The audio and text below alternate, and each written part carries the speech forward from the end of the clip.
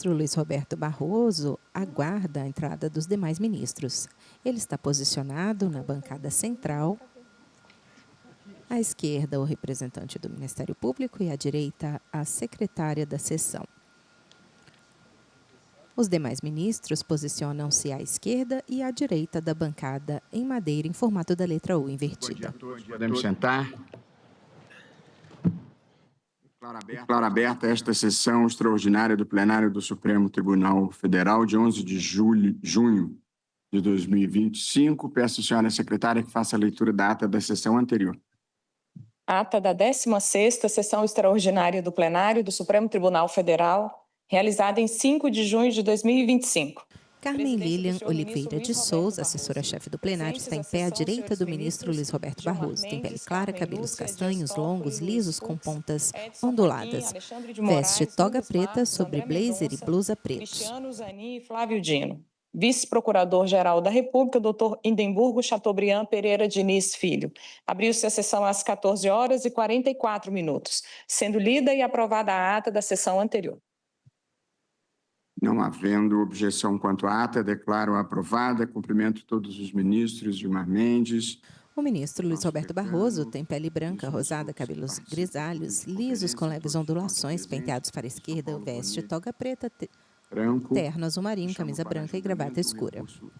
Chamo para julgamento conjunto os recursos, para continuidade do julgamento conjunto, os recursos extraordinários 1.037.396, a relatoria do ministro Dias Toffoli, e o recurso extraordinário 1.057.258, da relatoria do ministro Luiz Fux. E agora já tivemos os votos dos relatores, ministro Fux e ministro Toffoli, do meu próprio voto, do ministro André Mendonça, e agora passo a palavra ao ministro Flávio Dino. Senhor presidente, cumprimento Vossa Excelência, os nobres pares, aqueles que estão presencialmente e virtualmente, o Ministério Público, a advocacia, as partes, todos que nos acompanham. Eu vou me adstringir basicamente à O ministro Flávio Dino senta-se à ponta da bancada à direita. As premissas fundamentais foram muito bem lançadas pelos relatores, que proferiram votos pardo, tem cabelos grisalhos, lisos, rareados no topo da cabeça, os óculos de armação leve, metálica retangular, toga preta, terno azul marinho, camisa azul claro e gravata azul marinho. De Suas Excelências, que abordaram todas as temáticas doutrinárias, jurisprudenciais, de direito comparado. Tivemos também os votos de Vossa Excelência e o voto do ministro André. E faço essa referência para explicar a primeira parte do meu voto, que é a parte metodológica. Quais são as premissas que me levaram a votar como votarei? O primeiro ponto é que eu considero que as redes sociais não aproximaram a humanidade daquilo que ela produziu de melhor. As redes sociais não aproximaram a humanidade da ciência, tampouco da filosofia, muito menos ainda da religião. As redes sociais, se dependessem de mim, receberiam um juízo extremamente negativo em relação ao que vem produzindo de etos nas sociedades humanas. É preciso ter muito cuidado com o tecnodeterminismo. É uma encruzilhada vital na trajetória do ser humano na Terra. E há uma coisa curiosa. Eu, por vezes, vejo segmentos religiosos defendendo o tecnodeterminismo sem perceber que ele, em si, como valor, tem uma pretensão antinômica em relação à dimensão religiosa da vida, uma vez que o tecnodeterminismo quer ser Deus, onipotente e onisciente. E, portanto, não considero mesmo que nós pudéssemos, a estas alturas, sequer classificar isto de redes sociais. penso, contudo, que não estou aqui para realizar o meu plexo de valores. Um juiz não impõe a sua subjetividade pessoal por sobre um colegiado qualificado como esse, tampouco sobre a sociedade.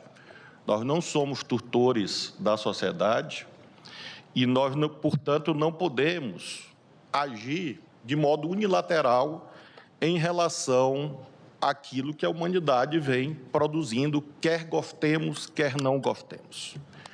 Então, a primeira observação que faço é esta. Se dependesse de mim, o resultado desse julgamento seria outro, bastante diferente, e seria muito mais rigoroso em relação a tudo quanto aqui dito, porque, de fato, considero que uma sociedade que não cultiva os valores da ciência, da filosofia e da religião é uma sociedade fracassada, é um anti-humanismo, é uma contra-utopia. É preciso ainda, assinalo, ter muito cuidado com aquilo que é íncito hoje a esses meios, que é uma espécie de minimização da mentira, como se fosse algo acessório, menor ou até anedótico.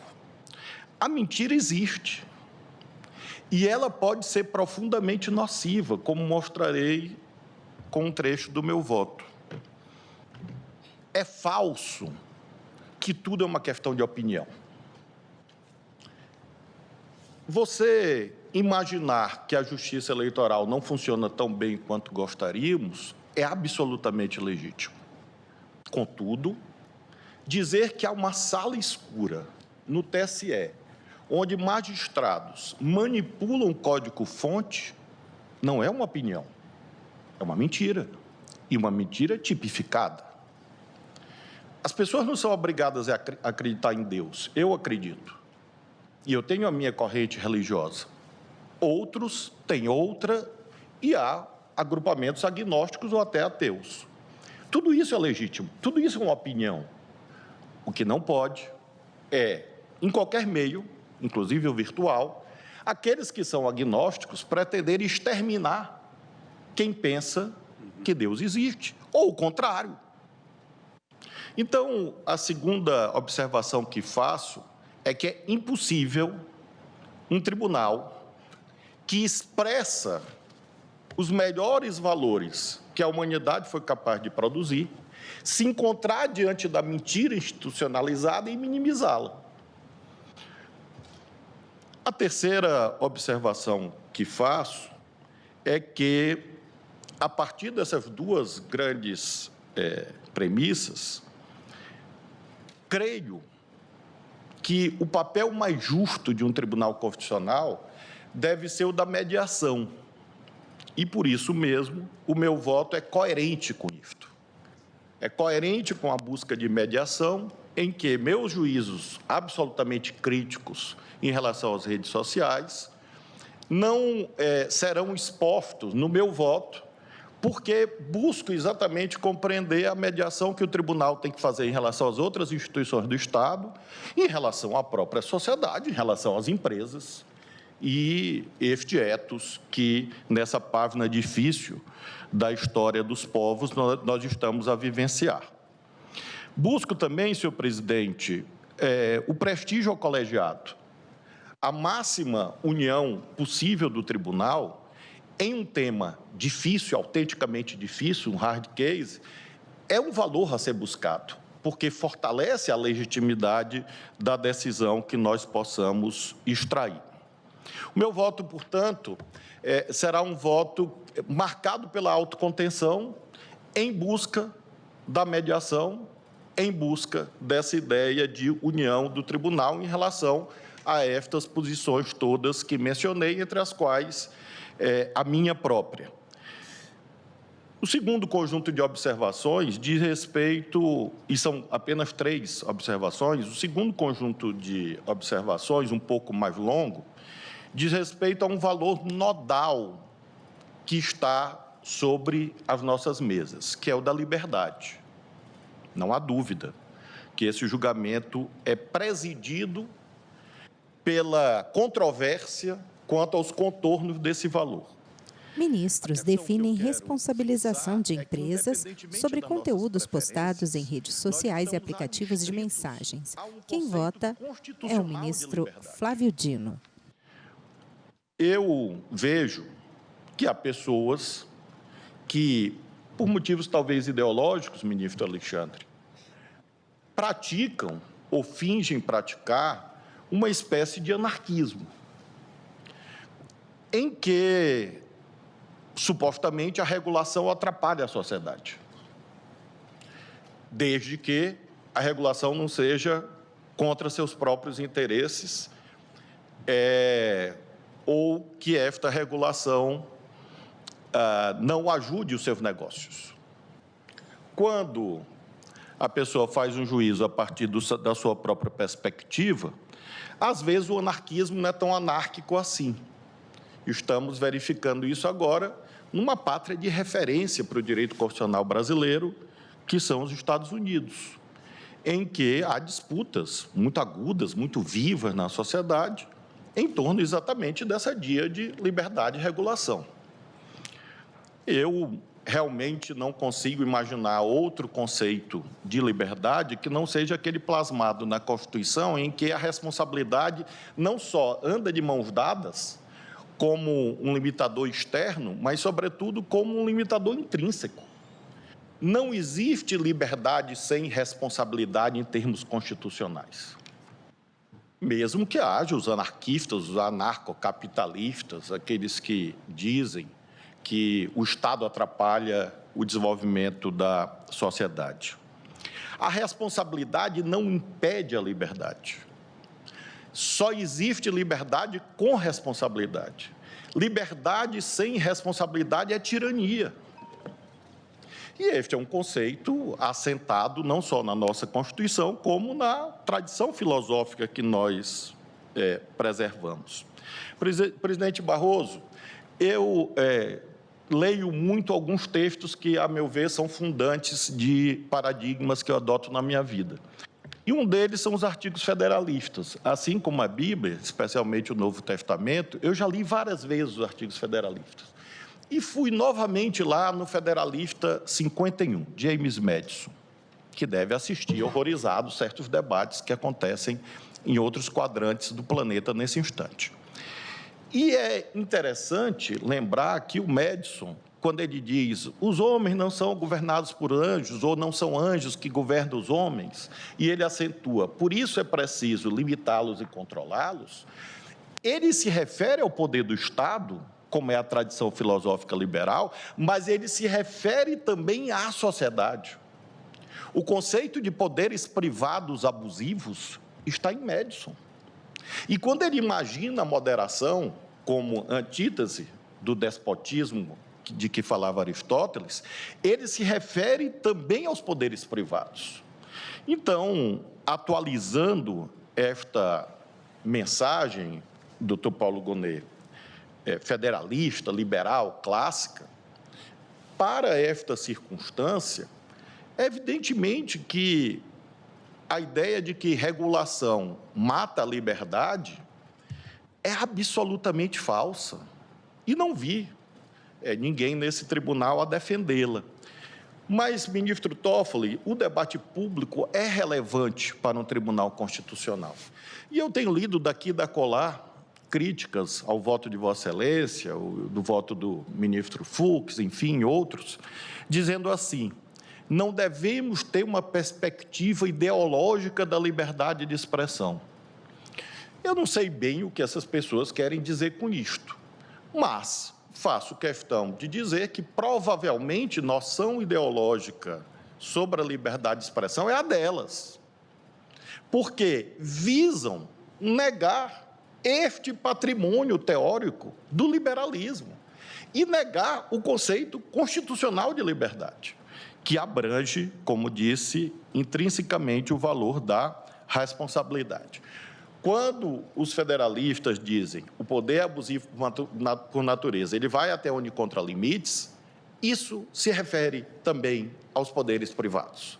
Ou, dizendo claramente, isto se refere também às big techs, Creio até que Madison já pensava nelas, com 300 anos de antecedência, de antecipação. E por isso mesmo, acentuo que responsabilidade evita a barbárie, evita tiranias. Eu, senhoras e senhores, vi no programa Fantástico da TV Globo uma matéria sobre esse livro e fui atrás dele. Aconteceu com a minha filha. O ministro exibe a capa do livro. Que um pai, um tio, um avô chora lendo. Chora. Porque, com uma escrita muito direta, muito objetiva, é um caminho de horrores. Ele folheia a publicação. Um pai de uma filha adolescente que jogava Minecraft e Roblox, como os meus jogam, e que foi descambar no mundo terrível de Discords e outras plataformas e Deep Webs e por aí vai. E este pai mostra a luta para tirar a filha da depressão, da automutilação e da vontade de se suicidar. Isto mostra que responsabilidade que liberdade sem responsabilidade conduz à barbárie. E é disso que nós estamos cuidando aqui. Não são ministros ou juízes que acordaram pela manhã e, num propósito liberticida, resolveram tolher a liberdade de expressão das pessoas como se fosse uma espécie de delírio autoritário. Não, nós estamos dizendo não a delírios autoritários, desses que acham que alguma empresa privada vai apenas se autorregular. Qual é a empresa, o setor econômico ou social que se autorregula? Nem os cônjuges nos lares se autorregulam. Eles têm regulação. Um não pode fazer ao outro aquilo que a lei veda. Ninguém pode tratar seus filhos, as suas crianças, os seus adolescentes, sem regulação. Claro que há uma instância de autorregulação, em que cada um exerce a ponderação com seu plexo de valores.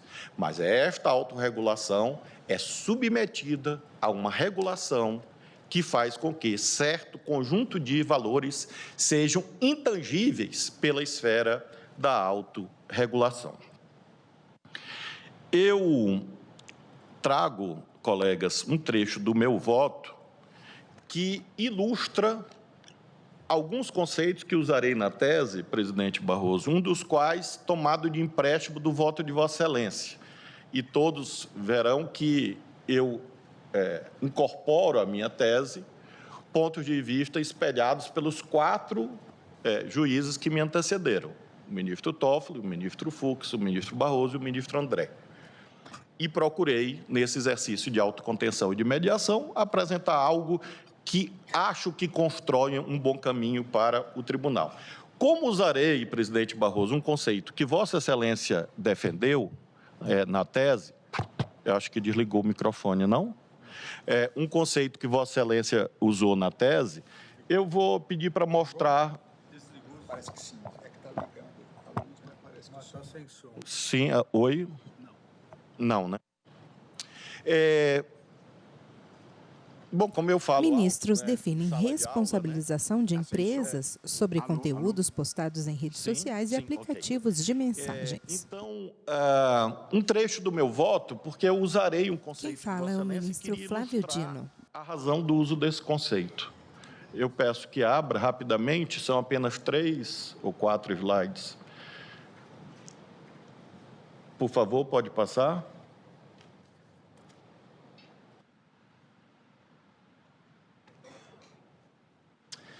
Essa é uma notícia de 2023, o momento mais horrível da minha vida pública. Olha que eu passei pela pandemia, mas esse momento foi o mais desafiador de todos.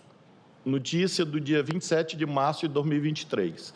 Uma professora morre e 3 ficam feridas em ataque à escola estadual em São Paulo. O aluno também se feriu. A próxima, por favor. No telão, a notícia lida pelo ministro. Por que eu digo que é a página mais desafiadora da minha vida pública? Porque envolvia crianças. envolvia aspectos como esses, terríveis, inesquecíveis, cortantes para a alma humana. 4 crianças são mortas em ataque à creche em Blumenau, o homem foi preso no dia 5 de abril, dias seguintes.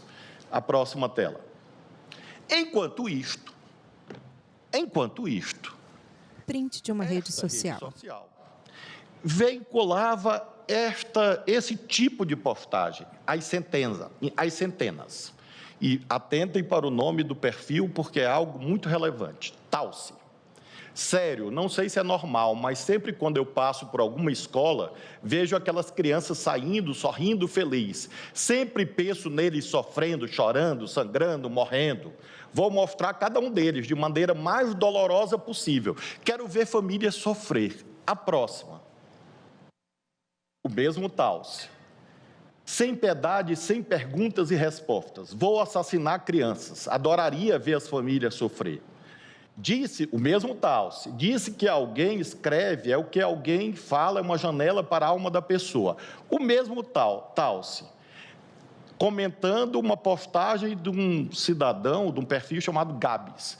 Imagina todos combinarem de fazer um massacre dia 20 de abril em todos os estados e regiões. Iria entrar para a porra da história do Brasil. Irá ser a porra do maior massacre do mundo. O Talce, bora todo mundo fazer no dia 20 de abril, que é o dia do aniversário de Hitler.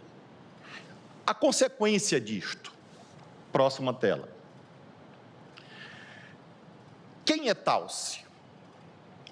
Talce é o atirador de Suzano, que já morreu.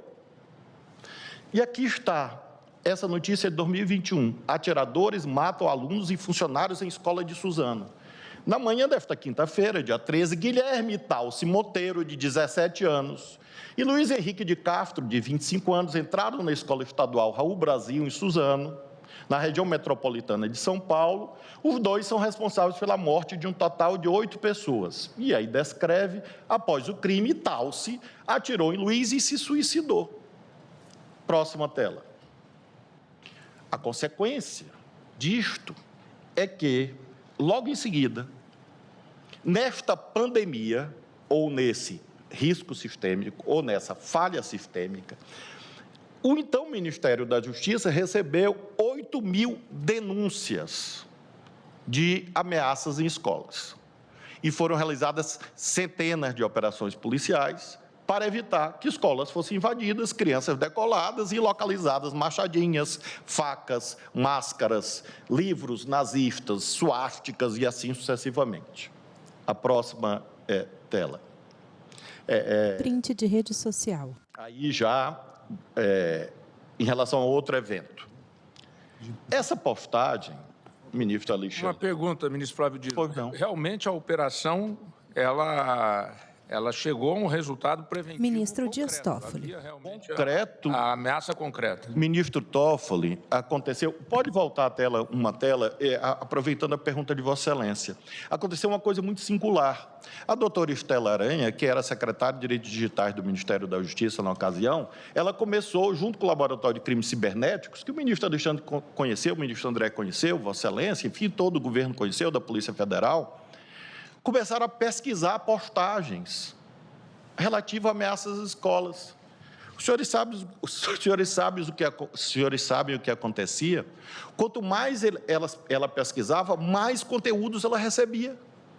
Porque o algoritmo interpretava que ela gostava desse tipo de conteúdo. Isto é extraordinário. Não pode ter algo mais eloquente para mostrar o quão perversa é essa arquitetura. E aí ela recebia. E, ministro Toffoli, eu não dormia. Pela lei atual, ela teria que entrar com uma ação contra cada uma dessas postagens. Ministro Flávio. Pois não, ministro Alexandre. Só 2 observações, aproveitando. Primeiro, esse ciclo do algoritmo, como Vossa Excelência disse, porque, diferentemente do que as redes que não querem, de forma alguma, serem reguladas e não se autorregulam, os algoritmos não são randômicos. Eles são direcionados E não só direcionados, como eles, a partir da inteligência artificial, eles pegam as ideologias e as questões econômicas que mais favorecem as redes. Então, essas questões no Brasil e no mundo de se levar agressões, ataque às escolas, isso dá likes. Quem fala é o ministro Alexandre de Moraes. Vossa Excelência deve se recordar, e todos aqui, a questão na Austrália, que fez o primeiro-ministro determinar a retirada. O primeiro-ministro determinou a retirada porque mostrava um assassinato ao vivo. E isso, os algoritmos foram repassando porque isso vai gerando dinheiro.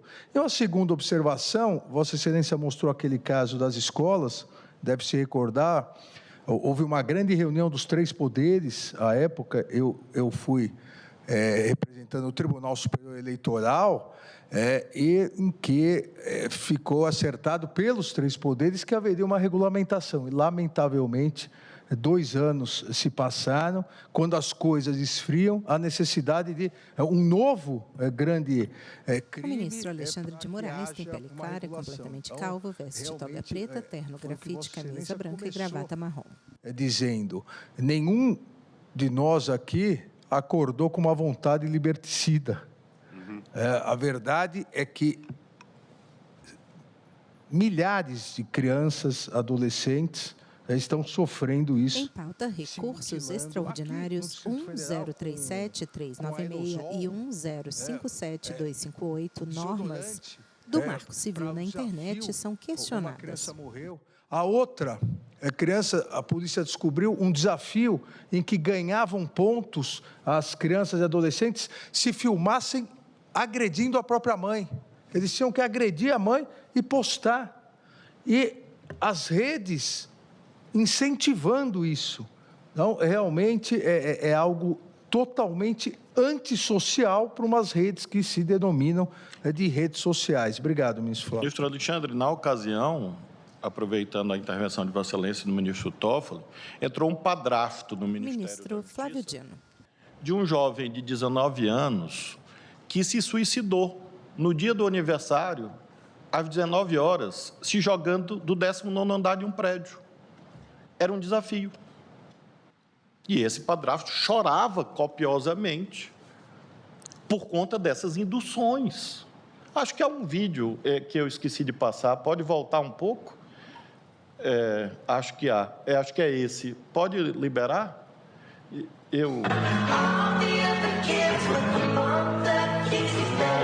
Crianças correndo, se trancando em salas de aulas, jovens entrando armados. Atiram. Crianças correm. Corpos caídos pelo chão. Isso estava na internet na época em profusão. Esta música, eu sei que quase todos aqui falam inglês muito bem, mas a tradução é assim: todas as crianças com tênis caros, é melhor vocês correrem, melhor correrem mais rápido que a minha bala. E essa imagem é relativa ao massacre de Columbine. Então, é disso que nós estamos cuidando. Não é de alguém que considera que tal ou qual juiz desse tribunal é bom, é bonito ou não é. Nós estamos tratando dessas circunstâncias que ferem os valores, aí, ministro Fachin, quase que de direito natural, direito supraestatal, que uma sociedade que não tutela, não protege, não cuida das suas crianças, vulnera valores milenares de estruturação da sociedade. E, ministro Flávio, me perdoe novamente, só esse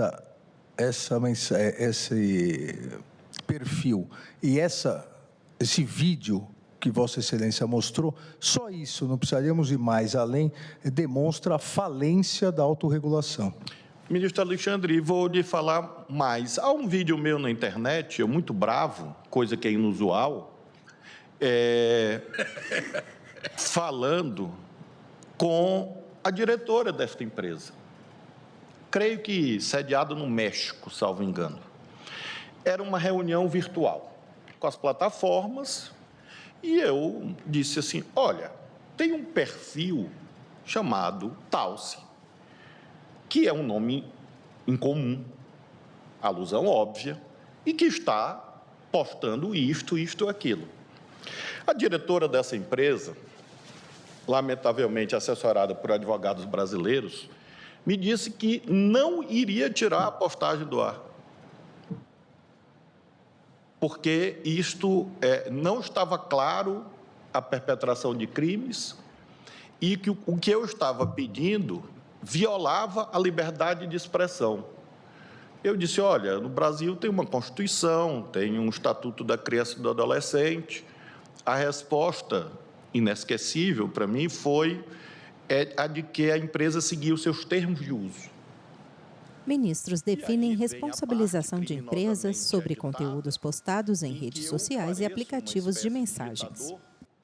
Docemente dizendo, os senhores vão tirar do ar, e rápido. E isto foi apresentado como uma espécie de ameaça de um déspota, quando eu estava ali, indignado, protegendo as crianças de 8.000 ameaças de ataque em escola. Isto tudo aconteceu e a prova está no meu voto. Eu estou apenas mencionando trechos que estão no meu voto. Logo em seguida, por favor, sobre o 8 de janeiro. E friso, isso é a parte central da tese que eu vou apresentar. Essa postagem... Me permite, ministro? Pois não, ministro André. Só para esclarecer, primeiro O ministro André Mendonça está faz a ressalva. à direita, ao lado do ministro Flávio Já há Dino. obrigações legais.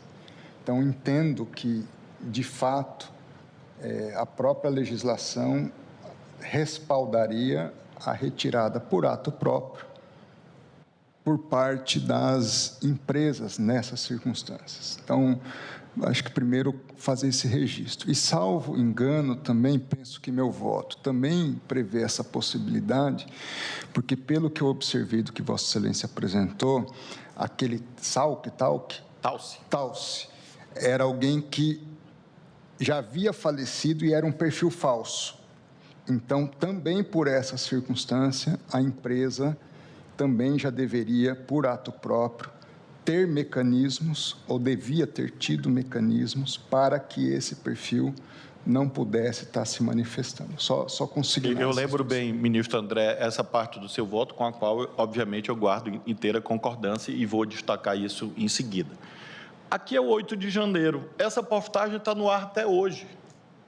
Está no ar. O Exército bloqueou a entrada de ônibus e carros no QG de Brasília. Os patriotas foram lá e acabaram com o bloqueio. Agora é guerra. Vamos ocupar o Palácio do Planalto, o STF e o Congresso. Intervenção militar.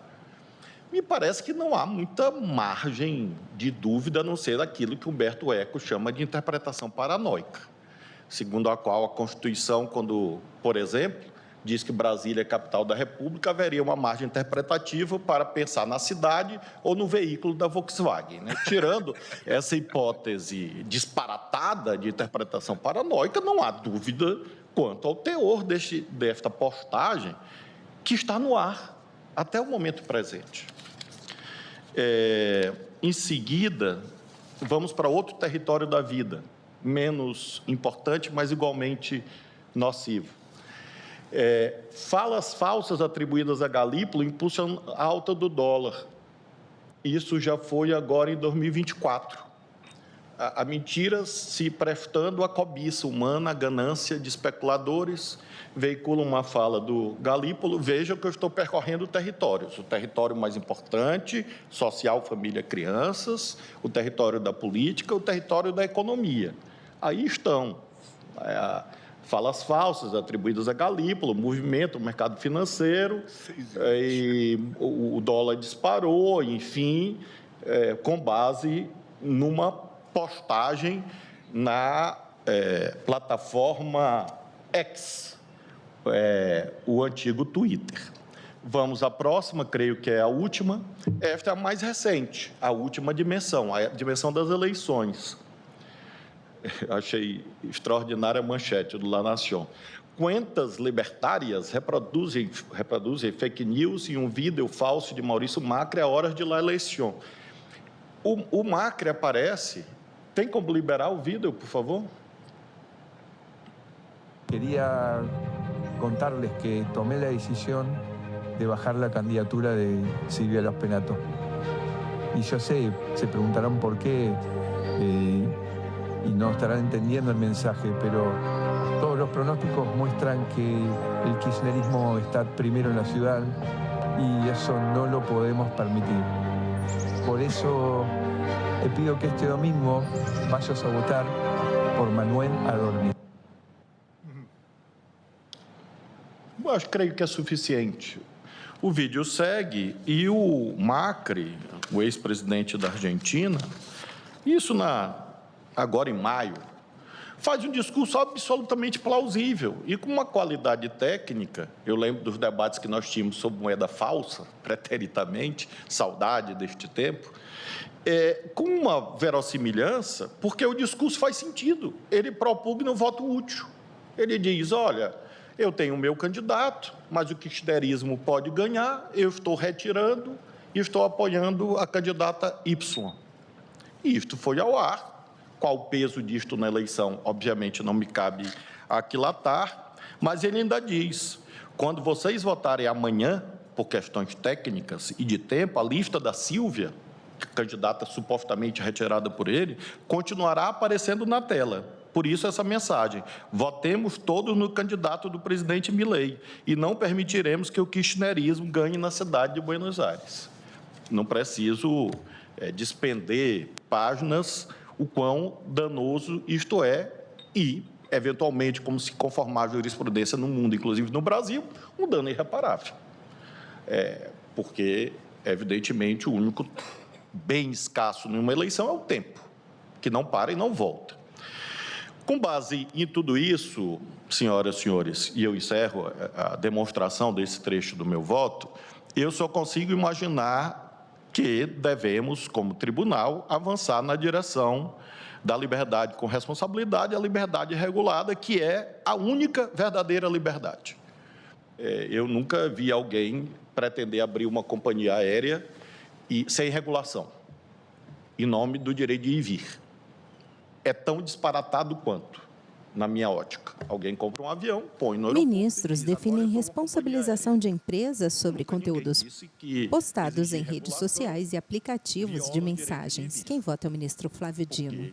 Sabemos bem que isso é necessário. Finalizo a penúltima parte do voto, a última antes da apresentação da tese, citando um jurista dos Estados Unidos. Eu perguntei, fiz uma consulta, a liberdade de expressão é um direito absoluto? E veio a seguinte resposta, a liberdade de expressão é um direito fundamental, mas não é absoluto. Embora seja essencial para a democracia e a liberdade individual, existem limites e restrições que podem ser aplicadas em certos casos. E o jurista diz, limitações. Primeiro, discurso de ódio. A liberdade de expressão não protege o discurso de ódio, que pode incitar violência ou discriminação contra grupos específicos.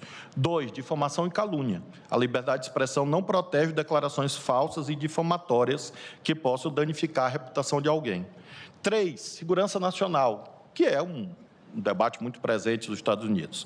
Em alguns casos, a liberdade de expressão pode ser limitada por razões de segurança nacional. Estamos vendo isso agora lá com muita intensidade, como a divulgação de informações confidenciais, enfim. 4, ordem pública. A liberdade de expressão pode ser limitada se for considerada uma ameaça à ordem pública ou à estabilidade social. Esse jurista se chama Meta.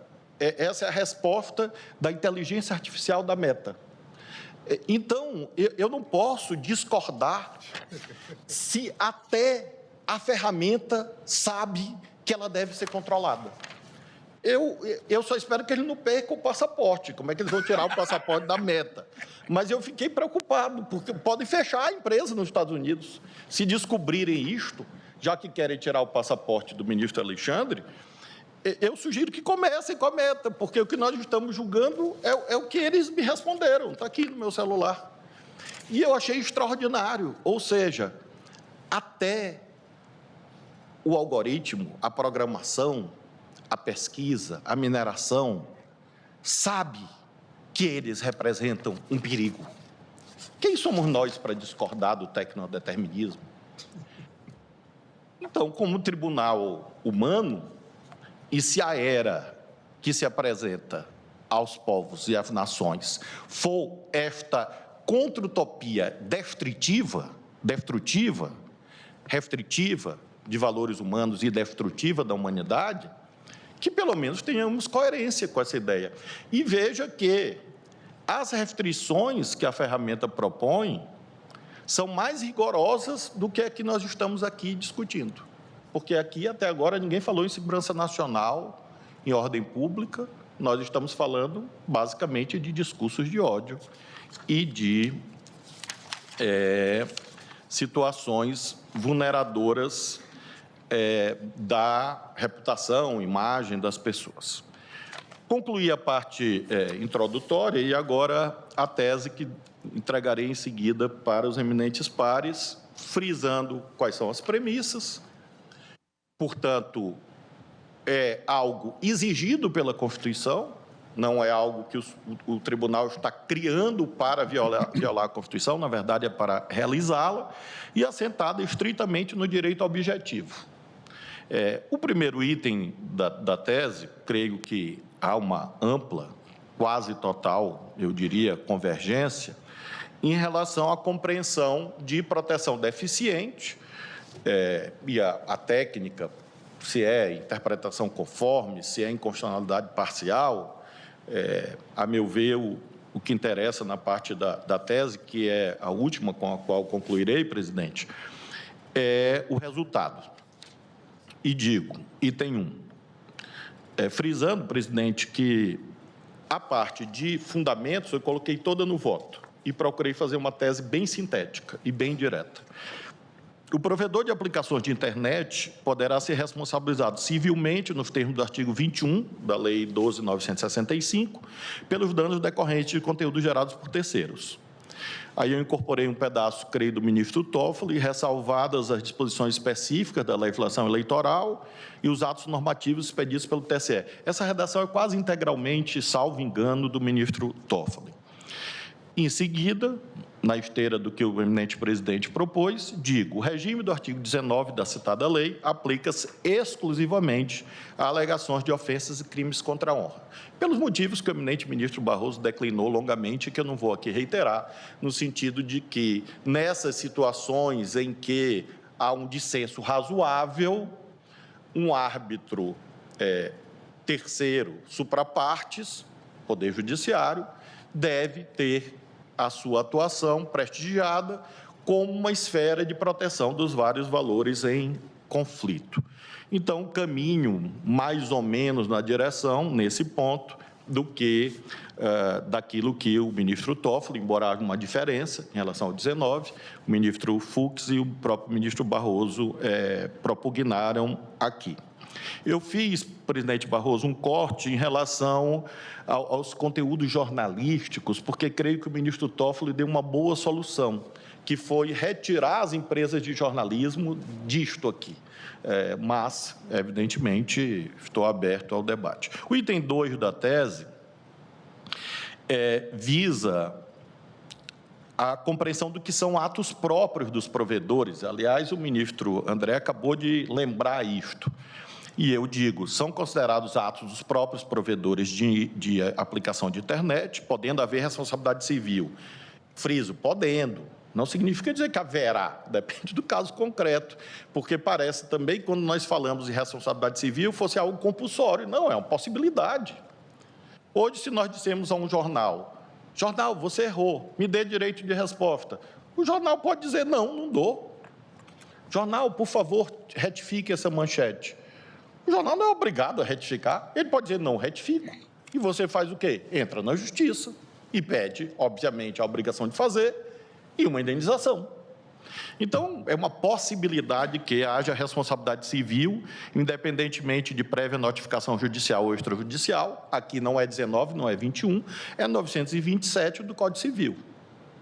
Ato próprio. Quais são as duas hipóteses? O ministro Toffoli fez esse esforço, e eu fiz um rol mais restrito. Letra A, postagem de perfis com anonimização do usuário, vedado pelo artigo 5º, 4º da Constituição Federal, que gere obstáculos à responsabilização, incluindo perfis falsos e robôs. Então, neste caso, a empresa, como qualquer outra empresa, tem o ônus de evitar que se forme perfis falsos, como um banco tem o ônus de evitar a abertura de contas correntes, e ninguém nunca disse que isso violava alguma liberdade.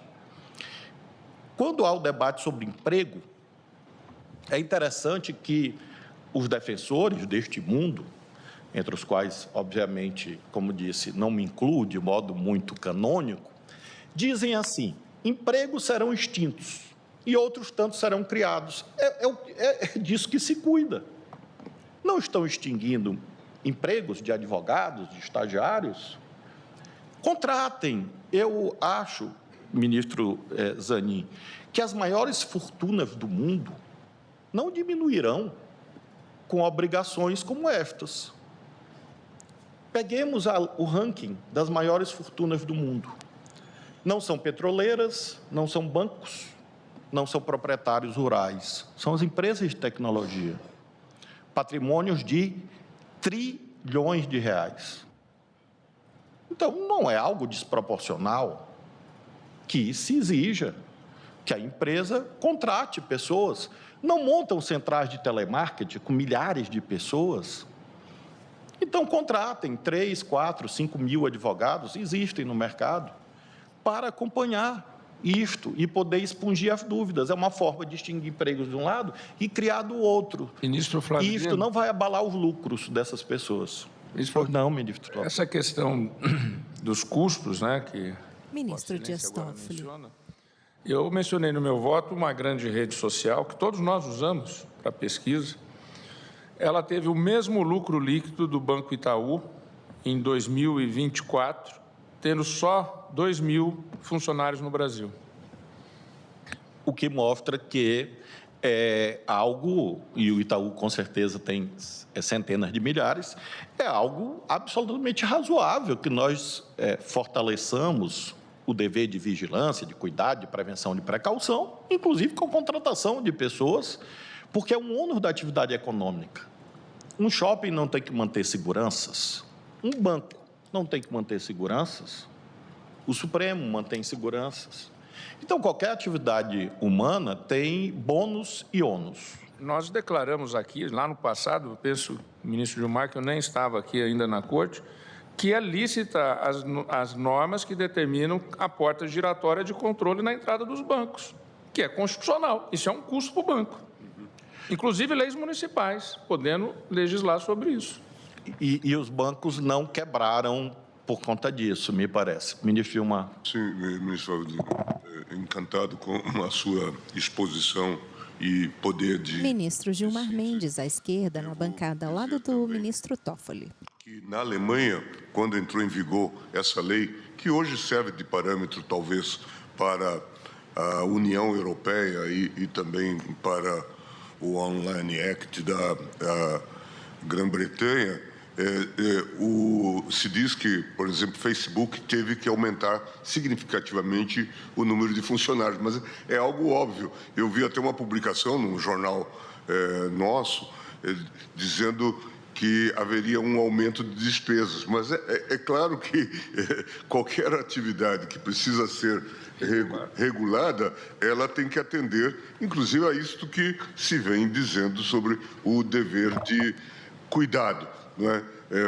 Quase que fui às lágrimas quando eu vi essa notícia de que as empresas teriam mais dispêndios, não é? com as imposições, o que é óbvio, porque nós assistimos o episódio, que é um episódio emblemático deste embate que houve com o X, a partir o X, o antigo Twitter, X, a partir da questão colocada, da decisão do ministro Alexandre. Num dado momento, nós teríamos todo esse aparato funcionando no Brasil sem um funcionário no Brasil. E sem nenhum controle no Brasil. E sem nenhum controle. Portanto, veja a gravidade de uma instituição como essa, que, obviamente, é mais poderosa do que todas as instituições de imprensa escrita e falada. Portanto, é muito sério, né, que se venha, ou melhor, é um disparate se dizer que isto haverá ônus para as empresas. Claro, a regulação importa, de fato, ônus procedimentais e de recursos humanos. Ministro Gilmar, o senhor veja que isso equivaleria a dizer que é absurdo as empresas de aviação terem que contratar mecânicos, que a regulação exige manutenção periódica. Então, por que mecânicos?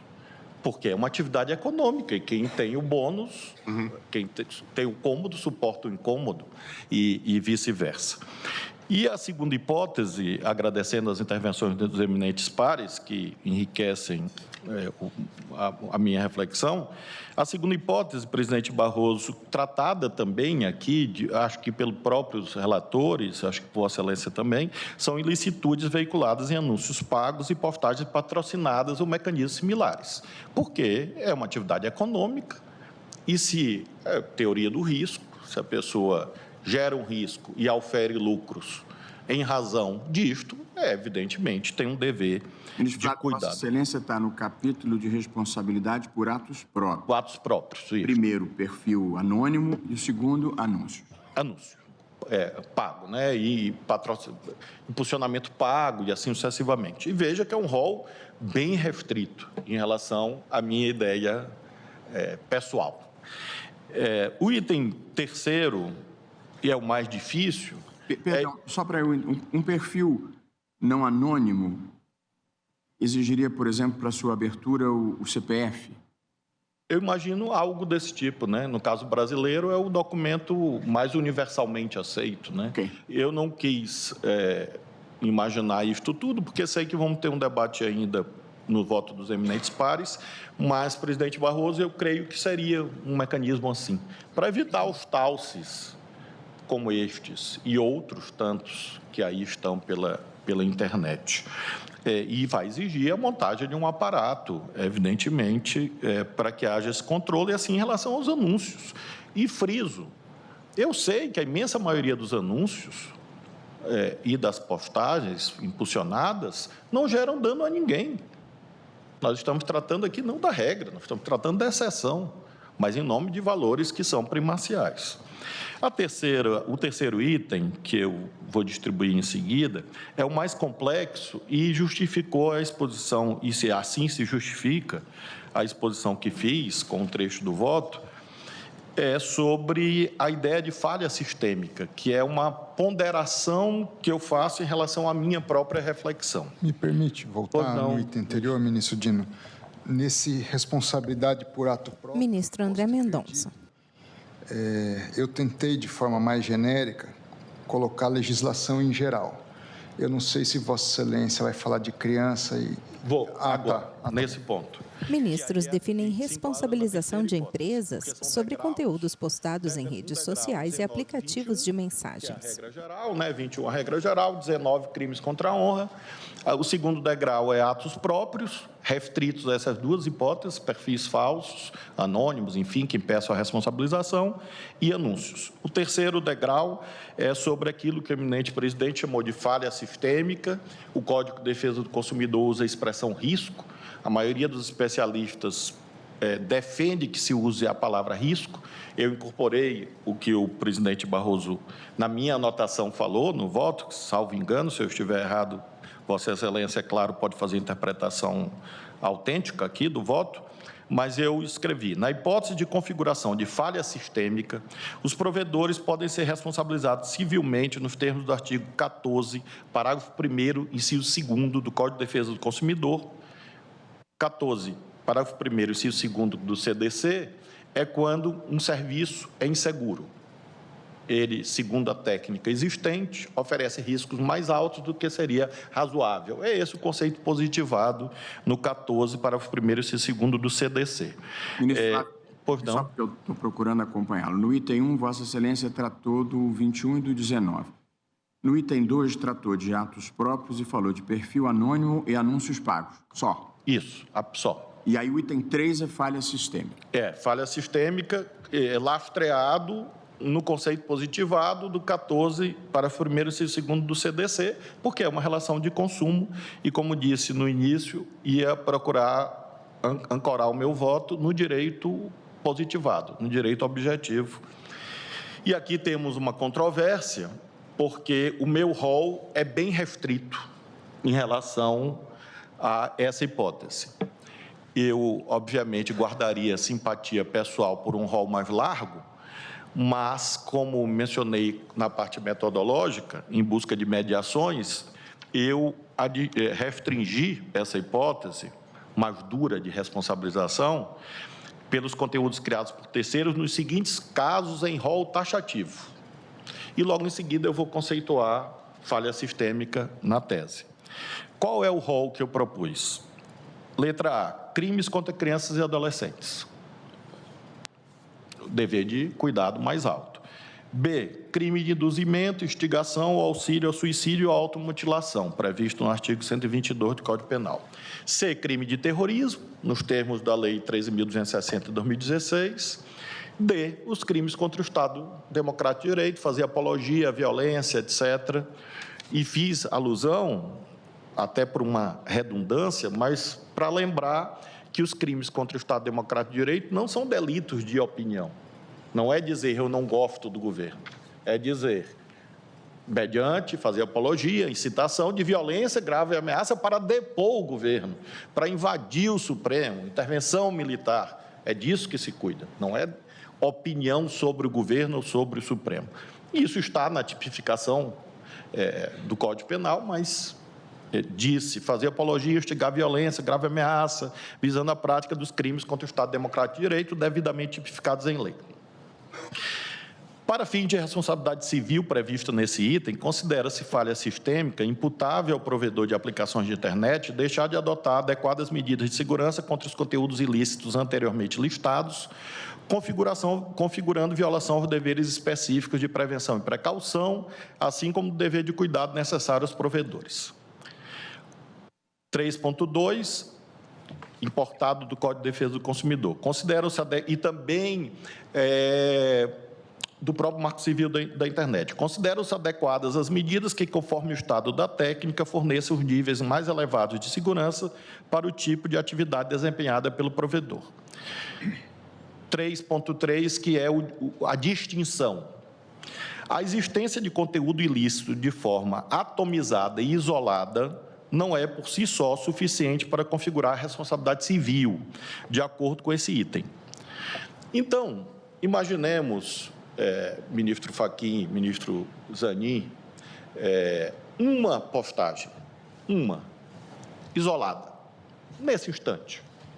O provedor seria responsabilizado? Não. Vista geral do plenário, ministros reunidos na bancada em formato da letra O invertida, poltronas à direita e à esquerda. Sistêmico. Ou seja, há dezenas, centenas de mensagens do mesmo espaço de tempo defendendo a invasão do Supremo, do Congresso, etc., como aconteceu. Ou nesse caso das escolas, que eram milhares de mensagens. Pois não, ministro Toffoli? Não, isso está contemplado no meu voto, embora não nos termos que Vossa Excelência traz de uma maneira mais... Ministro Dias Toffoli, à esquerda na bancada. Quando eu digo que a responsabilidade por ato de terceiro nessas hipóteses é em razão do engajamento. Sim. Ou seja, não é uma simples postagem, mas um engajamento permitido que leva a isso se multiplicar. Pois não, é exatamente isso. Como disse, como esclarece Vossa Excelência, converge plenamente com o quanto dito. Apenas creio que há, ministro Toffoli, uma distinção quanto ao rol, que meu rol é mais restrito do que o rol que Vossa Excelência propôs, embora, evidentemente, pense que esse é um tema muito relevante de debate. E, finalmente, bom, em relação à postagem isolada, aí incidiria o 21. Então, há uma postagem isolada de alguém que diz: vou invadir o Supremo e matar o ministro André. Darei um tiro nas costas dele. Embora certamente ele ia errar e acertar em mim, porque eu sou mais... Ou em mim. Nós somos mais identificáveis. Eu pelo tamanho, Vossa Excelência por outras razões. Mas imaginemos que o alvo fosse o ministro André. Então, não há uma falha sistêmica e tudo, o ministro André notificaria a plataforma e aí, se a plataforma não tomar nenhuma providência, aí nasce o dever de indenizar danos morais, enfim, para suas esposas, suas famílias, enfim. E, finalmente, eu botei uma cláusula de proteção das plataformas. Pois não, ministro Zanin? Nessa hipótese que Vossa Excelência coloca, esse exemplo estaria, inclusive, dentro das chamadas políticas da plataforma que Vossa Excelência leu. Ministro Cristiano Zanin, a ponta da bancada à esquerda. Com ação humana ou inteligência artificial, identificar e retirar, Vossa Excelência acha que deveríamos abrir esta possibilidade, ou seja, só se houver engajamento, porque é uma postagem grave, séria, que coloca uma ameaça em relação a uma instituição do Estado brasileiro. Ali na sala de lanche, eu diria, eu concordo com Vossa Excelência. Aqui, com as premissas que eu finquei em relação ao voto e a busca, como disse, de uma decisão que una o tribunal e que dialogue com a sociedade de modo amplo, fiz essa concessão, eu diria, em relação ao meu sistema de crenças. Uma ponderação. O que eu interpretei essa abordagem, que já vinha do voto do ministro Toffoli, como um regime especial. Até fiz algumas notas a propósito do tema, tendo como base a experiência hoje desenvolvida e acho que bem sucedida pela Justiça Eleitoral nas suas resoluções, que faz aqui um regime de corresponsabilidade, né? E me parece isso.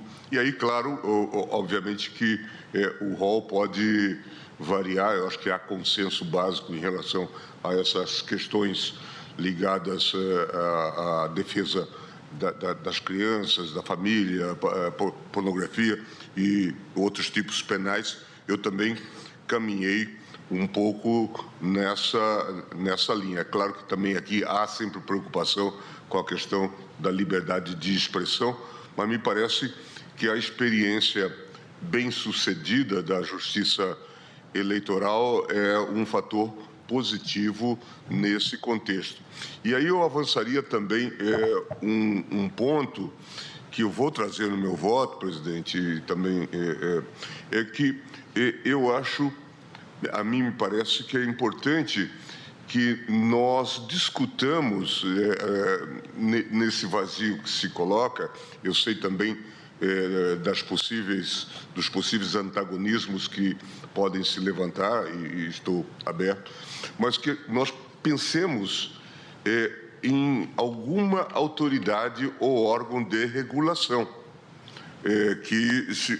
porque, de fato, nós estamos falando pelos números que aqui foram mostrados, quer dizer, o próprio trabalho que Vossa Excelência desenvolveu e acompanhou e supervisionou no Ministério da Justiça mostra que são quantidades enormes e que exige uma expertise, uma dedicação, não é, bastante grande. Então, mas isso eu vou também discutir com o ministro Gilmar Mendes tem pele clara, cabelos grisalhos, é calvo na parte da frente, de cima, da cabeça, tem sobrancelhas grisalhas volumosas, usa óculos de armação escura, retangular, veste toga preta, terno cinza, camisa azul clara, gravata azul. Instituição que, é claro, o ideal é que esse debate já se tivesse realizado no ambiente legislativo, mas também não vamos aqui ficar... Ministro Gilmar, me permite? Por favor. Eu também acho que em algum momento nós vamos precisar de alguma instituição que faça essa supervisão. Eu só não tenho muita simpatia pela palavra autoridade, no sentido do poder público interferindo liberdade de expressão. Num trabalho doutrinário que eu escrevi, na verdade, baseado no trabalho da Luna Barroso, a ideia é criar um órgão de sociedade civil, com participação do governo, participação da sociedade, participação das empresas, mas não um órgão estatal, porque Estado imiscuído em liberdade de expressão não costuma acabar bem. Mas eu concordo que é preciso ter um grau de monitoramento, de instruções e, eventualmente, de sanções. Nada contra a participação e tudo a favor até da participação da sociedade, mas é preciso que seja um órgão dotado de autoridade. Tanto é que o TSE acabou por exercer esse papel e graças exatamente a essa Constituição, o ministro Toffoli que sempre fala que o TSE é um órgão misto, porque ele exerce o papel de agência reguladora de eleições, que em outros países é algo separado da atividade jurisdicional e exerce, inclusive, funções normativas, isso, mas e acho que é um exemplo bem sucedido. Eu só queria colocar essa questão porque me parece extremamente relevante que nós pensemos nisso, uma vez que já atravessamos o Rubicão quando decidimos enfrentar a questão do artigo 19 e colocar e enfrentar esse debate. Como também, no meu voto, eu vou trazer algumas preocupações que daí supõe-se. De fato, não vamos disputar aí a nomenclatura, a questão dos deveres que essas plataformas têm, por exemplo. Todos falaram aqui sobre algoritmos. E como que se... É preciso ter um relatório, portanto, de como isso se faz, não é? Para que haja a accountability. E tem que haver uma instituição que faça a apreciação disto, né? Ministro Gilmar, permite? Vossa Excelência citou a questão do TSE e que foi gradativamente se aperfeiçoando, tanto que houve, para as eleições de 2022, houve a criação de um centro integrado, que seria exatamente esse, não é do órgão decisório, porque o órgão decisório é do plenário do TSE, mas é do órgão administrativo e operacional regulatório, porque com a participação da sociedade civil, com a participação de técnicos da Polícia Federal, com a participação das redes, das Big Techs, com ligação com todos os TRS, de maneira que todas as notícias fraudulentas, toda a desinformação produzida era imediatamente comunicada à rede social, que se não retirasse, aí sim haveria uma decisão judicial e a determinação para que retirasse em até 2 horas. Todos se recordam que no início as decisões judiciais eram para que se retirasse em 24, 48 horas.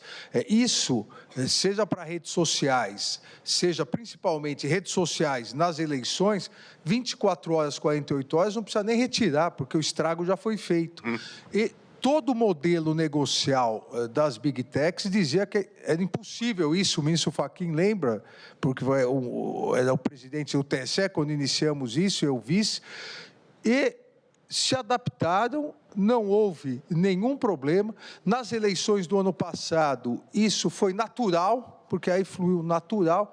Então, é possível, eu concordo com Vossa Excelência, eu diria mais, que é possível e é necessário a criação de um modelo regulatório. Sim. Mas um modelo regulatório que tenha autoridade, realmente, um modelo regulatório que deve ser misto, nem só poder público, mas também nem só sociedade civil, porque nós vemos que alguns problemas surgidos em agências regulatórias, em virtude de mandatos curtos, e em alguns casos a captura da sociedade civil, a pessoa sai de determinada empresa, faz um estágio na agência e volta para a mesma empresa, mas é necessário, e o modus operandi desse órgão regulatório já está pronto.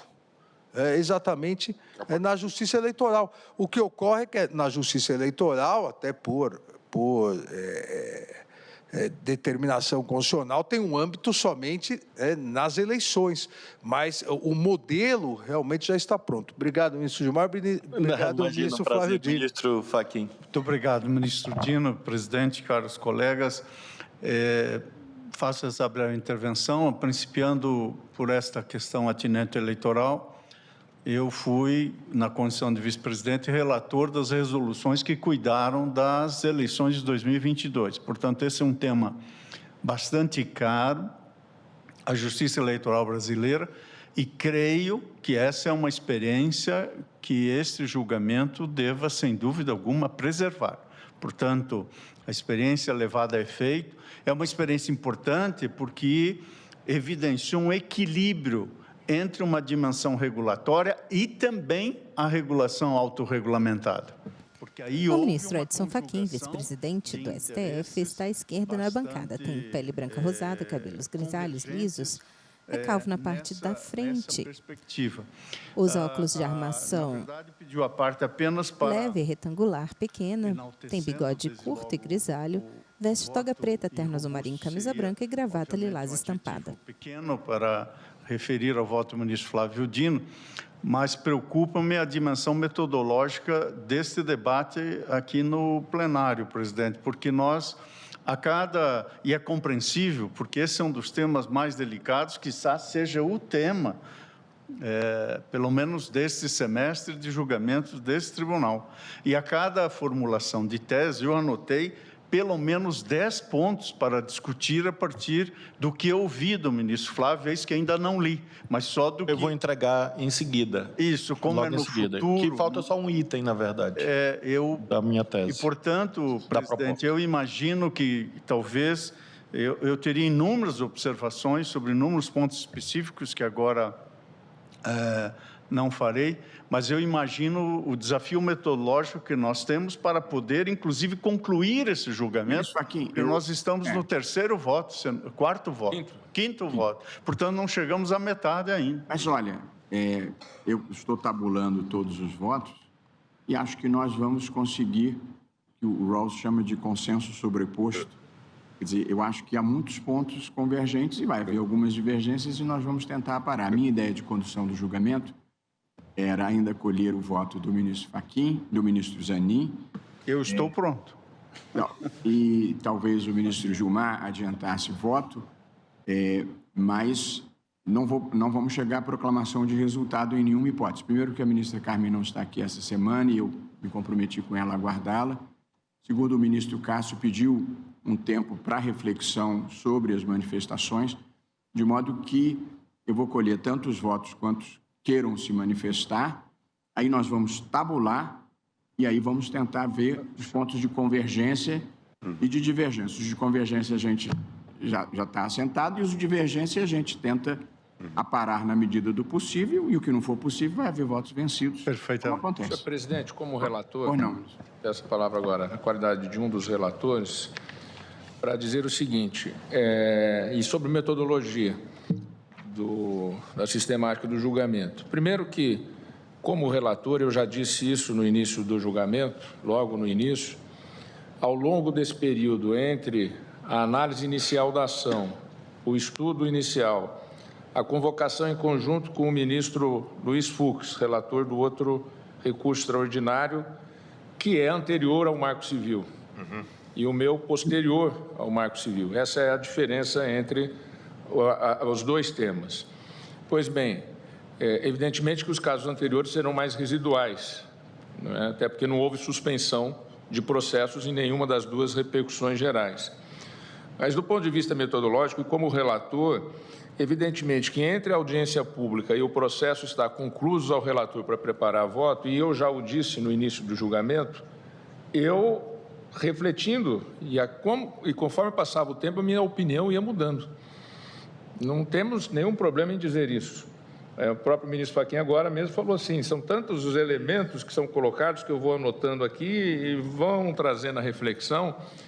Portanto, eu penso, e Vossa Excelência já o disse, presidente, eu penso que agora há pouco, inclusive, antes de entrarmos na sessão, que o ideal realmente é acolher os votos, evidentemente com eventual pedido de vista ou com suspensão para uma reflexão maior, e, posteriormente, acolher todos os votos. Nós temos realizado aquelas reuniões no sentido de, evidentemente, sem cada um retirar o voto dado, evidentemente, como foi no caso da questão relativa à segurança pública no Rio de Janeiro, ou como, mesmo no caso do juiz das garantias, que todos acompanharam o julgamento e depois houve o próprio relator, ministro Fux, mesmo vencido em alguns pontos, ele aceitou a posição da maioria, mantendo o voto dele naqueles pontos.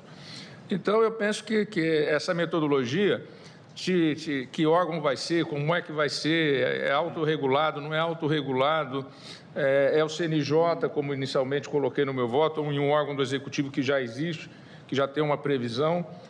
Enfim, tudo isso eu acho que é um debate que não cabe realmente, talvez, e nós costumamos, mas a gente tem que ter uma discussão interna mais aprofundada, que Vossa Excelência tem promovido com resultados bastante positivos. Eu penso que a metodologia, a gente teria que aguardar os votos para depois... Claro. É isso. Presidente, eu vou... E nós somos o único tribunal do mundo que delibera em público. Portanto, não há nada de excepcional em termos alguma deliberação interna. E a deliberação será pública. A questão é que o encaminhamento é que o ideal é que o debate não tome o tempo do plenário. Preocupado com essa questão metodológica que agora nos traz o ministro Fachin, eu queria lembrar que no TSE se resolveu um problema na resolução, tomando decisões que, de fato, têm um poder extensivo, aquilo que a gente chamaria um efeito vinculante dos fundamentos determinantes. A decisão que afeta um conteúdo também afeta outros conteúdos, o que é fundamental no contexto em que nós estamos envolvidos, sob pena de estarmos a enxugar gelo. Então, é fundamental também essa experiência Permite, em virtude da multiplicação da desinformação, às vésperas da eleição, realmente nós aprovamos no TSE, com base no Código de Processo Civil, a possibilidade da extensão da decisão que o plenário havia tomado. Ministro Alexandre de Moraes. A mesma fundamentação, as mesmas mensagens. Imagina, se retira uma mensagem, nós sabemos que na hora seguinte, essa mensagem pode aparecer 1 milhão de vezes seguidas. Se toda vez houvesse necessidade de deliberação, não haveria nenhuma efetividade. Então, foi aprovada essa resolução e isso avançou muito no combate à desinformação. Presidente, para concluir, presidente, apenas dialogando com todas as ponderações com as quais concordo, conversava com o ministro Zanin na semana passada, com a convicção que nesse tema não há coisa julgada, porque a tecnologia se modifica de hoje para amanhã. Então, envolve também uma dimensão eu diria, de humildade institucional, nós compreendermos que essa tese vai estar em permanente revisão e envolve um certo experimentalismo institucional, como o ministro Gilmar gosta de lembrar. Nós estamos avançando, o ministro Fachin mencionou, num tema que é o mais importante do semestre, do ano e das próximas décadas. Provavelmente nós que aqui estamos... vamos vivenciar ainda, sobretudo os mais jovens no tribunal, entre os quais, infelizmente, eu não me incluo, jovem idade, mas os que ficarão mais tempo do que eu, vão ainda julgar isso inúmeras vezes, porque, infelizmente, a corrente hegemônica na sociedade vai no sentido daquilo que eu chamei de tecnodeterminismo. Então, muito provavelmente, essa tese vai ser revista, como disse o ministro Toffoli, dizendo que ele próprio mudou o seu ponto de vista, eu também. O resultado não será um resultado dogmático no aspecto teológico, mas axiomático no aspecto filosófico. Claro, seria como nós lemos a Bíblia, atualizando-a sempre à luz do contexto. Então, eminentes colegas, concluindo, dizia eu sobre, falta apenas um item, que é exatamente sobre a proposta do ministro André e do ministro Gilmar e de outros da autorregulação regulada. Eu apenas, em relação, presidente, ao item 3, finalizando o item 3, que é este relativo ao dever de cuidado, precaução e aplicação do CDC por risco, falha sistêmica, eu fiz uma ressalva em defesa dos provedores. Disse assim, em tais hipóteses, em defesa do, não obviamente do patrimônio das empresas, mas em defesa do funcionamento dessa instituição social, vamos chamar assim. Em tais hipóteses, ou seja, na hipótese em que a plataforma, cumprindo o dever de cuidado, retira um conteúdo, o autor da postagem, evidentemente, pode ingressar em juízo, óbvio, para restabelecer a sua postagem, mas digo eu, ainda que o conteúdo seja restaurado por ordem judicial, não haverá imposição de indenização ao provedor. Eu estou conferindo uma margem de razoabilidade. Então, há uma postagem, porque eu quero uma filtragem mais rigorosa. Então, o provedor poderia imaginar que, ao retirar uma postagem, ele sofreria um ônus econômico. Então, eu estou dizendo que retire, se a Justiça mandar restaurar, obviamente será restaurada a postagem, mas não haverá dever de indenizar.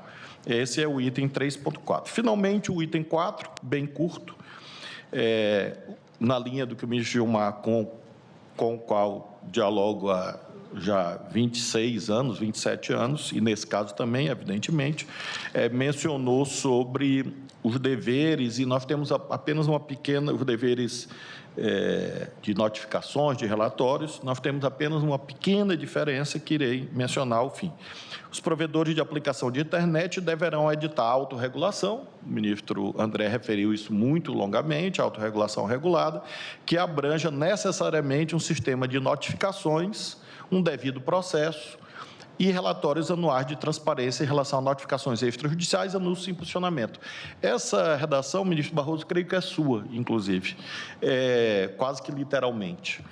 4.1, veja que eu estou preocupado com direitos autorais, né? Não quero terminar o julgamento sendo eu com o dever de indenizar. 4.1, tais regras deverão ser publicadas e revisadas periodicamente, de forma transparente e acessível ao público. E o último item, com o qual dialoguei com vários colegas e me inclinei por uma saída que não sei se o doutor Gonet vai gostar muito, mas é bom que ele está aqui e tem o direito de não gostar e manifestar. Eu pensei longamente, presidente Barroso, sobre isso que Vossa Excelência acabou de dizer quanto à natureza deste órgão. Por isso, busquei na Constituição uma saída, no 224, que é um órgão que funciona, quer dizer, que existe, mas que poderia funcionar melhor, que é o Conselho de Comunicação Social do Congresso Nacional. Tem representação da sociedade civil, especialistas, governos, etc. Depois eu mudei de ideia, porque o ambiente ali está muito difícil, eu diria, com toda a deferência aos outros poderes, eu uso a palavra difícil. Ontem, eu dei um despacho no tormentoso processo do orçamento secreto, fale as partes em 10 dias. Isso virou uma crise institucional. É a primeira vez, olha, eu fui juiz federal 12 anos, e estou aqui há 1 ano e meio, é a primeira vez que um fale as partes gera uma crise institucional. Eu nunca tinha visto isso na minha vida judicante. Mas, enfim, está lá. Eu disse, fale a Câmara, o Senado e o governo em 10 dias úteis.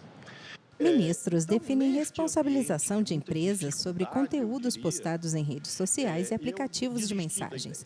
Quem vota é o ministro Flávio Dino. Um órgão do Ministério da Justiça, criado por lei, que é a ANPD, a Agência Nacional de Proteção de Dados, que o ministro Gilmar argumenta muito fortemente, amparado na Constituição, porque diz ele, e dirá aqui, com certeza, que, em última análise, tudo é proteção de dados.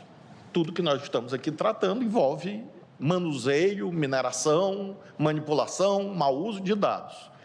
Eu, ministro Barroso, novamente, agi premido por essas circunstâncias fáticas, exóticas do nosso tempo. há uma singularidade muito, a meu ver, anedótica, ao modo como o Supremo é chamado. Os que gostam do Supremo chamam o Supremo de Supremo. Os que odeiam chamam de STF. O STF, eu já notei isso no discurso público, eu acho muito singular, porque dizem Supremo só Deus. Eu acho isso. Por isso que é Supremo Tribunal Federal, não é Supremo. E com esse nível de contaminação, eu fiquei imaginando, ministro Gilmar, a seguinte postagem. Supremo dá. Aí pode variar, vamos dizer, dá ao PT, dá aos comunistas, dá sei lá o quê. Se o Banco Itaú é comunista, a Globo é comunista, imagina. Segundo essas versões mais deslizantes da realidade, chamemos assim. Eu pensei, ministro Gilmar, se a decisão não seria lida, como o presidente Barroso acaba de ponderar, no sentido que nós estamos legitimando uma censura estatal por sobre a internet. Tecnicamente, em condições normais de temperatura e pressão, que nós estamos muito longe de ter, graças, inclusive, a estas empresas que são largamente responsáveis por esse nível de contaminação, porque, como disse o ministro Alexandre, eles comparecem aqui como os causadores desse julgamento. Eles são os causadores deste julgamento. O ônus desse tribunal e de outros no mundo e do legislador deriva das suas falhas e daquilo que o ministro Alexandre lembrou, do seu modelo de negócios. A ânsia pelo lucro gera brigas entre amigos de ontem, brigas viscerais, e gera também essa necessidade que nós estamos aqui nos defrontando. Então, eu, presidente Barroso, pensei no Conselho de Comunicação Social do Congresso, pensei na NPD, porque há de ter, inclusive eu indaguei do ministro André, com quem eu mantenho uma relação sempre muito fraterna, há muitos anos. Eu, quando era governador, Sua Excelência me visitou lá, e quando ele era ministro da Justiça, conversamos várias vezes, e, portanto, sempre tive um diálogo muito desobstruído com Sua Excelência. E indaguei a ele, quando ele tratou da autorregulação regulada. Bom, e até que o Congresso legisle? Há de ter. Vossa Excelência, ministro Barroso, lembrou aqui no outro julgamento que, acho que o Zé Carlos Barbosa Moreira dizia que norma sem sanção era sino sem badalo, alguma coisa desse tipo. Então, nós não podemos chegar na esfera da autorregulação regulada e deixar que fazermos o sino e deixar o badalo a uma circunstância, infelizmente, hoje inverossímil, que é a votação da lei. Ora, se o 231 da Constituição espera regulação há 37 anos, que versa sobre direitos indígenas, muito provavelmente nós teríamos também essa postergação infinita desse debate. Por isso, eu propus algo que, a meu ver, é consentâneo com a ideia da Procuradoria-Geral da República como uma instância de consensualização social. Quem deu esse poder? O Constituinte e o legislador ordinário. Veja que acordo de não persecução penal é o Ministério Público que conduz. TAC é o Ministério Público que conduz. A suspensão condicional do processo, acordos de leniência. Então, provisoriamente, considerando que é uma instituição que é estatal, mas não é governamental, me pareceu que, naquele sistema de câmaras que a Procuradoria-Geral da República possui, uma das câmaras, até que venha a lei específica, funcionaria como uma instância de depósito da autorregulação e, eventualmente, de mediação. E friso, finalmente, propus muito claramente na tese que seja a Procuradoria-Geral da República e não o Ministério Público, porque sabemos bem que o Ministério Público são muitos, por conta da independência de cada um dos seus membros e, segundo a nomenclatura mais atual, membras. Então, nós sabemos que é muito difícil. O ministro Alexandre me lembra também de outra atualização. O que nós precisamos, contudo, é ter essa instância. E entre as várias opções, eu me inclinei por esta da Procuradoria-Geral da República para ser a instância de recebimento das autorregulações, dos relatórios e de condução de TACs e de mediações, enfim, até que espero ainda estar nesse plano existencial, com 80 anos de idade, certamente, sobrevenha a lei específica. E aí, enquanto o Procurador-Geral da República estiver no seu mandato, ele teria essa honra de implementar com o intermédio dessa Câmara. Presidente, eu permite uma parte? Pois não, Gisane. Inclusive, uma dúvida. O voto do ministro Dias Toffoli, relator, independentemente da tese que venha a ser fixada, pelo que eu entendi, Vossa Excelência Ministro Cristiano Zanin. De acompanhamento de relatórios, dentre outras coisas, numa espécie de processo estrutural.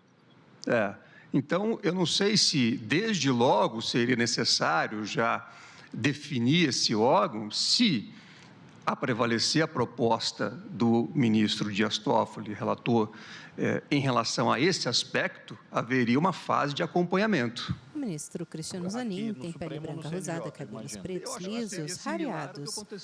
No processo de segurança do Os óculos de armação escura, quadrada. Veste toga preta, terno azul marinho, camisa branca e gravata azul. Tem que surgir. Eu até falava aqui com o ministro Gilmar Mendes, indo na toada aí, mas não vou dizer aqui publicamente, determinado órgão do MP, se passar para lá, as redes sociais vão regulamentar rapidinho. Vamos pedir para a gente regulamentar. Vai vir embargo de declaração para que o CNJ ficaria em melhores... Bom, também tem essa opção do processo estrutural. Eu presidente, agradecendo a tolerância e a participação de todos os colegas, concluí meu voto e vou pedir para distribuir a tese que representou esse modesto esforço de reflexão, frisando que sou usuário das redes sociais e acho que nós estamos condenados a isto. Para mim, é uma condenação existencial. Agora é preciso... eu preferia outra forma de estruturação da sociedade em que as pessoas lessem, e não apenas 140 caracteres. Mas é a atual quadro histórico e nós não somos ditadores, nem podemos ser, nem tiranos. Provavelmente eu estou errado, porque há as virtudes da tecnologia, mas fiz esse esforço de regulação ponderada. São 280. 280? Caracteres. Então agora melhorou, Senhor presidente. Eu preferia 280 páginas, eu sou mais antigo. Mas eu presidente, com essas premissas, quero elogiar o trabalho de todos quantos votaram, os que votarão, obrigado, porque acho que é algo histórico. Muito obrigado. Flávio Dino, ministro Toffoli. Senhor presidente, sei que pelo adiantado da hora não haverá tempo para iniciar um novo voto. Depende, se for o ministro Alexandre, um advogado disse que queria almoçar, tomar café, ele não deixou. Eu quero frisar isso. Mas eu penso que nós já até extrapolamos o horário. Então... mas, enfim, a condição é do presidente. Mas eu só não queria deixar. O ministro Dias Toffoli tem pele branca rosada, cabelos, bigode e barba grisalhos. É calvo na parte de cima e atrás da cabeça. Usa toga preta, terno azul marinho, camisa azul, gravata amarela estampada. Tantos votos também já proferidos. Mas o ponto que eu gostaria de dizer aqui, senhor presidente, já que finalizou-se com essa discussão, até com o ministro Zanin perguntando do meu voto em relação a que órgão seria isso, e agora o ministro Flávio Dino também traz aí, com fundamento constitucional, fundamento legal, a questão do Ministério Público, é que há um diálogo, ministro André Mendonça, entre o voto de Vossa Excelência. Eu não estou aqui a dizer como Vossa Excelência votou, quem diz o voto de Vossa Excelência é Vossa Excelência. Um diálogo entre a autorregulação regulada e uma regulação de responsabilidade estabelecida pela Constituição e pela lei. Não são excludentes. Então, evidentemente, eu não estou dizendo que Vossa Excelência votou nesse sentido, estou dizendo que o voto de Vossa Excelência dialoga com uma regulação do ponto de vista do normativo dos limites da liberdade, como acabou de dizer o ministro, a responsabilização da extrapolação da liberdade, como acabou de dizer o ministro Flávio Dino. E aqui nós temos um caso concreto de autorregulação regulada no Brasil que funciona muito bem, que é o CONAR, o Conselho, né, de Autorregulação das Propagandas. São mais de 1.000 casos que são julgados por semana, mais de 20 mil, uma vez me falaram, o doutor Antônio Cláudio está aqui, conhece bem o CONAR, em que todas as empresas de mídia, as empresas de propaganda, elas têm um órgão julgador administrativo autorregulado, em que aquilo que é levado a esse órgão e é dito que é uma publicidade, uma propaganda, né, que afeta a concorrência de maneira desleal, não precisa nem ser ilegal, apelativa, né, como nós vimos em determinadas campanhas de cerveja e que foram tiradas do ar, felizmente, e de maneira autorregulada, por conta da evolução da sociedade. Essa autorregulação funciona muito bem. Imagina, seriam 20 mil casos que a Justiça teria que estar julgando por semana de publicidade e propaganda que as próprias instituições, elas o fazem. E, uma vez determinado pela Câmara do CONAR, essa propaganda tem que ser refeita, não importa o custo da publicidade, a agência vai ter que refazer e vai ter que lançar um novo tipo de publicidade, se adequando à jurisprudência daquela autorregulação regulada. Uma coisa não exclui a outra. É evidentemente que ninguém está, né, proibido de ir ao judiciário. Não está proibido de ir ao judiciário, mas ali é um acordo entre as agências e as empresas de mídia e as empresas que divulgam a publicidade de que aquilo que é decidido ali, fica ali. E isso é muito bom, porque a sociedade resolvendo os seus problemas, ao invés de terceirizar os seus problemas para o Poder Judiciário e essa judicialização imensa que nós temos. Então, eu sempre dou esse exemplo da autorregulação que funciona bem. E, evidentemente, como até os advogados das Big Techs vieram à tribuna, existe uma autorregulação já, né? Se ela está dentro dos limites da Carta Constitucional e da nossa legislação ou não, é o que nós estamos aqui a pensar e refletir. Então, eu gostaria só de destacar que há um diálogo, sim, entre a autorregulação regulada e os limites impostos pelo Por isso Estado. Que eu compartilho do otimismo do presidente, no sentido de que é possível construir a tese, inclusive com a aparentemente dissonante tese do ministro André, porque ele defendeu, sobretudo, a autorregulação regulada, mas ele defendeu a regulação, que é o conceito fundamental, reconhecendo, pelo que eu entendi, a insuficiência dos mecanismos atualmente existentes, por uma série de razões. E esse é o acréscimo ao que o ministro Toffoli diz, presidente. É até teoricamente mais fácil, porque as empresas de publicidade são centenas. Essas Big Techs se reúnem numa Kombi, como se dizia antigamente. São 4, 5. Então, elas podem e devem, tendo uma atitude deferente em relação à sociedade e ao Estado brasileiro, facilmente encontrar, e eu acredito nisso. Presidente, eu esqueci de votar no caso concreto. A doutora Carmen me alertou, sempre vigilante, e eu acompanho o ministro Toffoli no caso concreto, que ele...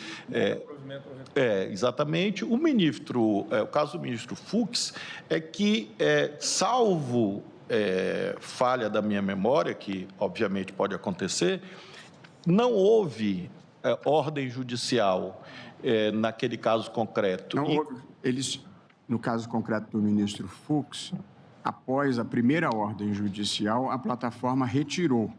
Aí a questão é saber se, tendo retirado após a ordem judicial, se ainda assim deve pagar a indenização. Nesse caso, exatamente coerente com o item 1 da minha tese, eu considero que não, porque eu aplico 19, porque seria crime contra a honra.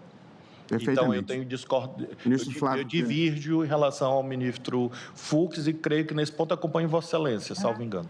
Vossa Excelência, então, está dando provimento... Presidente, então, na verdade... O caso do Fux, e acompanhando o Toffoli no caso dele. A questão, se Vossa Excelência me permite, saudar Vossa Excelência... Quem fala é o ministro Luiz Fux, por videoconferência. No nosso caso, discutir-se também se os crimes contra a honra poriam a responsabilidade da plataforma. E aí, essa era a essência do debate, não era a responsabilidade civil. É isso. Então, ministro... Tinha um detalhe, desculpa interferir, ministro presidente, no caso do ministro Fux, não sou o relator, Sua Excelência o é, mas eu já votei, É que ali tem um detalhe. A conta não foi criada pela... Foi sim. Não, desculpa, estou confundido. Foi criado pelos alunos, é verdade. Aí é uma confusão, né? Então, o voto do que é ministro... Orkut, é coisa da nossa adolescência. O Orkut é tão antigo. Primeira retificação, na Kombi o que cabe é a torcida do Botafogo, diferente. Eu vou ingressar em juízo contra a Vossa Excelência. E a do Santos também. É bem maior, hein? Portanto, apenas... Tem 2 santistas. Não cabem nem os títulos na Kombi. Nós todos vamos ler a proposta do ministro Flávio Dino, a quem agradeço o voto. Apenas arrumando as ideias, o ministro Flávio Dino aplica o artigo 21, que é o da notificação privada, para casos de danos por conteúdos postados por terceiros, aplica o 19, que exige ordem judicial para os crimes contra a honra, deixa de fora as empresas jornalísticas, responsabiliza as plataformas por atos próprios, que incluem perfis anônimos, anúncios pagos e impulsionamento pago, eu imagino. E terceiro, sobre o que alguns chamam de falhas sistêmicas ou dever de cuidado ou monitoramento ativo, Vossa Excelência aplica para crimes contra crianças e adolescentes, instigação ao suicídio, terrorismo, crimes contra o Estado Democrático de Direito, e aí procura depois definir o que seja falha sistêmica, reporta ao Código do Consumidor, faz uma ressalva no tocante a não haver responsabilidade quando se remova conteúdo, e no tocante à autorregulação regulada, fala do que nós temos chamado de deveres anexos, que são os deveres de notificação, devido processo legal e relatórios, e cogita do órgão de monitoramento, que eu acho que talvez a gente estivesse indo longe demais se criássemos um órgão de monitoramento aqui. Mas se avançarmos, ou se avançássemos nessa direção, eu, sem querer interromper vocês, eu certamente cogitaria uma solução como a do ministro Dias Toffoli. Eu tenho mais simpatia por uma entidade privada do que pelo poder público com poder, e uma entidade privada que pudesse representar perante o judiciário para que o judiciário tomasse as decisões. Mas isso nós avançaremos nessa discussão. Eu só para terminar, porque tem muitas vertentes, eu procurei listar as questões que nós estamos equacionando, ministro Flávio Dino, que são: quais são os casos que exigem notificação judicial, quais são os casos em que basta notificação privada, responsabilidade por atos próprios, dever de cuidado, monitoramento ativo por falha sistêmica, deveres anexos e, eventualmente, termos mais um órgão. Eu acho que com isso, ministro Fachin, pelo menos a gente consegue tabular sobre o que a gente precisa decidir. Quais são os casos de notificação judicial, quais são os casos de notificação privada, quais são os casos em que nós vamos punir a falha sistêmica e quais são os deveres que nós vamos exigir em termos de notificação, devido processo legal e relatórios. Eu estou organizando para depois eu poder tabular isso. Presidente, conversar. Apenas na síntese que Vossa Excelência fez, até em homenagem ao ministro Fachin, ao ministro Alexandre, eu também ressalvei a esfera da legislação eleitoral, justiça eleitoral, porque há um precedente relatado pelo ministro Toffoli, em que nós tornamos ilícita a prova derivada de filmagem em procedimento eleitoral. Nós reconhecemos que havia ali, por maioria, uma especificidade da luta eleitoral. E, de fato, há.